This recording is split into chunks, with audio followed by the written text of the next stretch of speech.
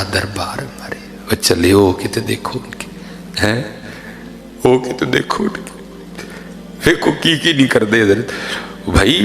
مسلم league کے بندے پہ اوکھا وقت آئے پہنچتے ہیں اگلے کیوں نہیں پہنچتے پی ٹی آئی کے بندے پہ اوکھا ویلا آئے پہنچتے ہیں کہ نہیں پہنچتے اگر یہ دنیا دار منوس پہنچتے ہیں تو قربان جاؤ پھر مدینے والی سرکار کی شان پہ ہیں وہ نہیں پہنچیں گے حضرت جی تو آ تو صحیح بان تو صحیح یہ رود الریاحین امام یافعی رحمۃ اللہ تعالی نے لکھی اب فرماتے ہیں کوئی بزرگ تھے تو انہوں نے اپنے واز میں نا ہارون الرشید کے لیے سخت کلمات بولے ایجنسیوں کا بندہ اندر ہی بیٹھا ہوا تھا اس نے جا کے ہارون الرشید کو کہا انہوں نے کہا جی جمعے جدے آج حضرت صاحب نے تاڑے خلاف بڑے سخت لفظ بولے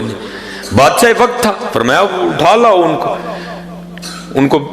گرفتار کر لیا اور قید خانے میں نہیں ڈالا بلکہ کیا کیا ایک ڈبے میں بند کر دیا گیا جس میں صرف کھڑا ہی رہنا ہے حرکت بھی نہیں بندہ کر سکے اس کو تھا کل تک ان کا انتقال ہو جائے گا لیکن امام یافعی رحمۃ اللہ تعالی لکھتے ہیں جب وہ صبح کے دربار میں بیٹھا نا ہارون تو کسی سپاہی نے آ کر خبر دی جناب وہ جڑے مولوی ہوری کل ڈکے نہیں سن ڈبے وچ انہیں کو تو باہر باغ چ پھرن دے دیں اس کو بڑا غصہ لگا اس نے کہا لگتا ہے میری فوج میں کو حضرت کا مرید ہوگا تو اس نے نکال دیا ہوگا بھائی کہتا جاؤ بابے رنو لے کے آؤ مولوی صاحب وہ مولوی صاحب بلائے گئے اب امام یافعی لکھتے ہیں جو دونوں کے درمیان گفتگو ہوئی ہارون الرشید اور حضرت کے درمیان وہ ہارون سے سوال کیا کرتا ہے مولانا یہ آپ کو باغ میں کون لے کے گیا اس کو تھا میرے کسی سپاہی نے نکالا ہے آپ آگے سے فرماتے ہیں جس نے مجھے ڈبے سے نکالا وہ پھر پوچھتا آپ کو ڈبے سے کسی نے نکالا آپ نے فرمایا جو مجھے باغ میں لے کے گیا اب اس کو بھی سمجھ آ گئی تھوڑی سی لکھا ہے امام یافعی نے لکھا ہے اپنا سر پکڑ کے نا ہارون کہتا یہ کتنی عجیب بات ہے تو آگے سے کہتے ہیں ہارون یہ بتا تیرے میرے رب کی کون سی بات عجیب نہیں ہے واہ پھر امام یافعی لکھتے ہیں کہ ہارون نے اپنے وزیر کو بلایا اور بلا کر کہتا ہے حضرت کو گھوڑے پہ بٹھاؤ میرے شاہی گھوڑے پہ بٹھاؤ اور ان کو سارے بغداد کی سیر کرواؤ اور پیچھے کوئی شخص یہ اونچی آواز میں منادی کرے یہ وہ ہے جس کو ہارون نے ذلیل کرنا چاہا اور اللہ نے اس کو عزت دی اور ہارون کو بھی اس کی عزت کرنی پڑ گئی حضرت ہاں حضرت لگا کے تو دیکھو یار وفا کر کے تو دیکھو اللہ اور اللہ کے رسول علیہ السلام سے پھر دیکھو کرم ہوتا ہے کہ نہیں ہوتا حضرت جی یہ حضرت سیدنا فاروق اعظم رضی اللہ تعالیٰ عنہ آپ کے لیے لکھا ہے حضرت وہ لکھا ہے کہ حضرت کی خدمت میں نا ایک باپ اور بیٹا ہے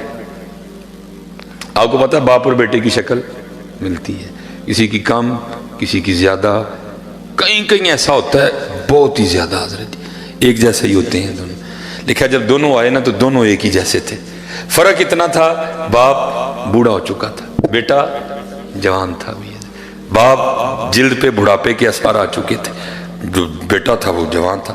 لکھا ہے کہ حضرت فاروق اعظم رضی اللہ تعالیٰ عنہ بھی حیران ہوئے بغیر نہیں رہ سکے آپ نے فرمایا میں نے بڑے باپ اور بیٹا دیکھے ہیں لیکن جتنی تم دونوں کی شکل ملتی ہے میں نے کبھی نہیں دیکھا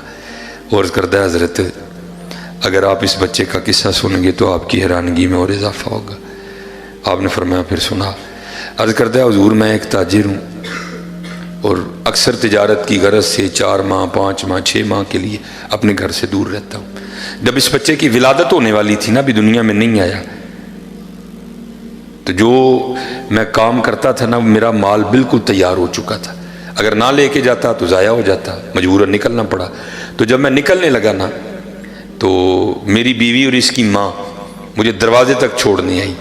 اور دروازے پہ آ کے مجھے پوچھتی کیا ہے آپ تو تجارت کے لیے جا رہے ہیں تو آپ کی جو اولاد دنیا میں آنے والی ہے اس کو کس کے حوالے کر کے جا رہے ہیں تو شخص عرض کرتا امیر المومنین میں نے آگے سے اپنی بیوی کو کہا میں اپنی دنیا میں آنے والی اس اولاد کو حوالے کرتا ہوں اللہ کے کس کے حوالے کرتا ہوں اللہ کس کے حوالے کرتا ہوں اللہ کے عرض کرتا امیر المومنین میں چلا گیا 5-6 ماہ لگ گئے واپس آتے آتے جب آیا نا اپنے علاقے میں تو دل اڑ رہا تھا پتہ نہیں تھی ہوئی نہیں کہ پتر ہویا ہونا پتر ہویا ہوئے گا تو یہ نہ رکھاں گا تھی ہوئی ہوئے گی تو یہ نہ رکھاں گا دل اڑ رہا تھا لیکن عرض کرتا امیر المومنین جب گھر آیا نا تو آ کے کیا دیکھتا ہوں گھر کو تالا لگا میں کہا بیوی میری کدھر گئی میں نے ہمسائے کے دروازے پہ دستک دی اور پوچھا میری بیوی کدھر ہے وہ آگے سے کہتا ہے بھائی بات یہ ہے کہ جب بچے کی ولادت کا وقت قریب آیا نا تو تیری بیوی درد ذہ کی شدت کو برداشت نہیں کر سکی، تو اس درد کی وجہ سے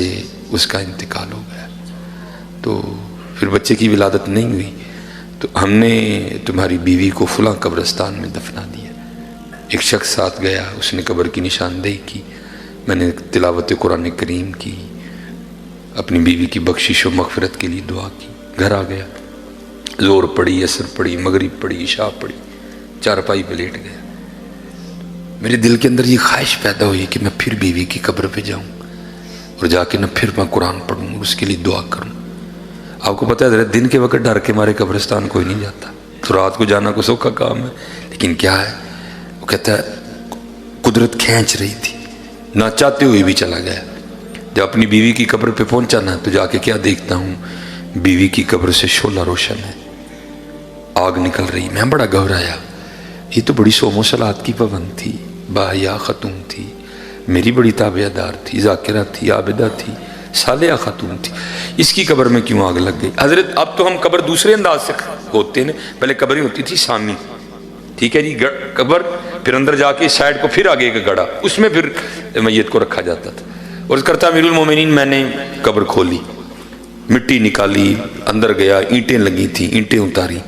تو کیا دیکھتا ہوں قبر میں میری بیوی کا مردہ وجود پڑا ہے،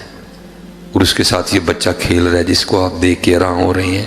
کہ دی شکل تیرے نہ بڑی مل دی ہے۔ میں بھی بڑا حیران ہوا، یہ کیا ہے؟ میں نے بچے کو نکالا، سینے سے لگایا، قبر سے باہر نکلا تو غیب سے آواز کیا آئی، بندیا تو جاندے ہیں دروازے تے کھلو کے کہہ کے گیا سے، یا اللہ میں دنیا چاہنے والی اپنی اولاد نو والے کرنا وا، اللہ دے ساڑے والے کر کے گیا ہے، زندہ دین دے سا بوڑھی ساڑے والے کر کے جاندہ بھی تینوں زندہ ہی دینی سی ہے، وہ کر کے تو دیکھو یار، کر وَمَن يَتَوَکَّلْ عَلَى اللَّهِ فَهُوَ حَسْبُهُ، کرو تو صحیح یار، کیوں بھاگ رہے ہیں حضرت، کرو تو صحیح حضرت، پڑھ کے تو دیکھو یار، اللہ، پڑھ کے تو دیکھو، دیکھو پھر ہوتا کیا ہے، بڑا زور ہے حضرت اس نام میں، اللہ۔